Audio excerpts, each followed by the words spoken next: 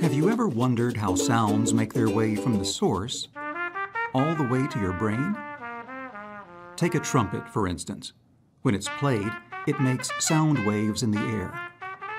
The outer ear catches the waves, which then travel through a narrow passageway called the ear canal.